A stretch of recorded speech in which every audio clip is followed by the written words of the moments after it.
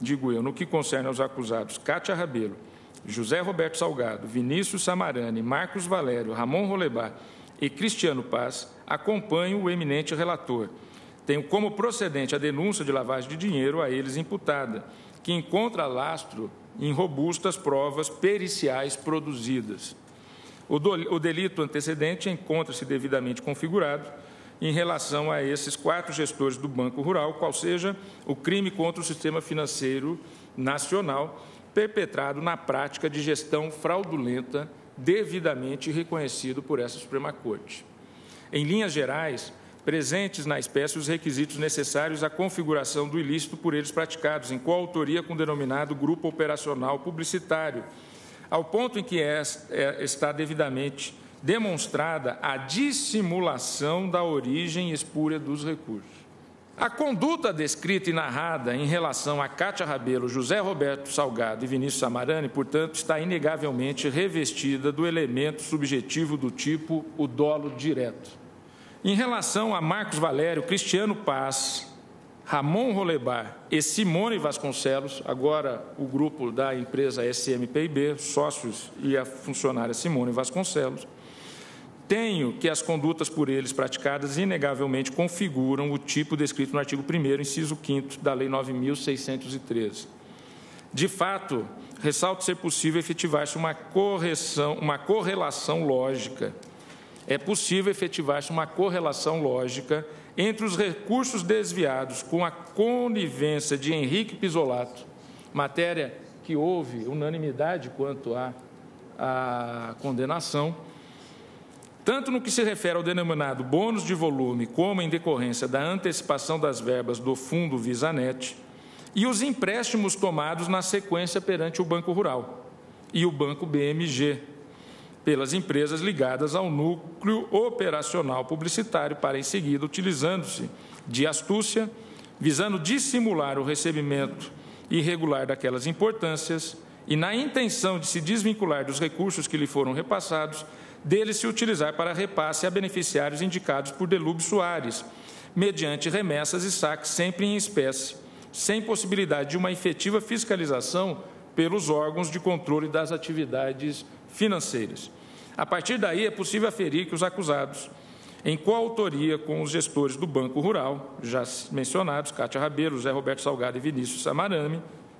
Samarani, tiveram participação dolosa no circuito da lavagem, qual seja a fraude contábil, simulação de empréstimos e o repasse de dinheiro por intermédio daquela instituição financeira. Simone Vasconcelos. Portanto, em razão dos fatos narrados, entendo que a acusada atuou de forma consciente, em coautoria com os demais acusados Marcos Valério, Ramon Rolebar e Cristiano Melo, na execução do delito de lavagem, na medida em que sua forma descrita na denúncia teria contribuído para a efetivação desta etapa de lavagem. Embora a acusação tenha afirmado em suas alegações finais que Rogério Tolentino esteve lado a lado com Marcos Valério em praticamente todos os episódios da trama criminosa descrita na denúncia, folhas 81 da denúncia, tenho que ela não logrou êxito em comprovar efetivamente a sua participação no tocante às verbas distribuídas pela agência de publicidade SMPIB. Quanto à acusada Geisa Dias, verifico que os elementos de prova colhidos na fase probatória não têm o condão de justificar uma condenação da ré pelo crime de lavagem de dinheiro neste item. Ela era a frentista do posto de gasolina, que o dono colocava o combustível falso, mas ela não tinha a mínima ideia daquele combustível, se era adulterado, se não era. Então, concluo este meu resumo,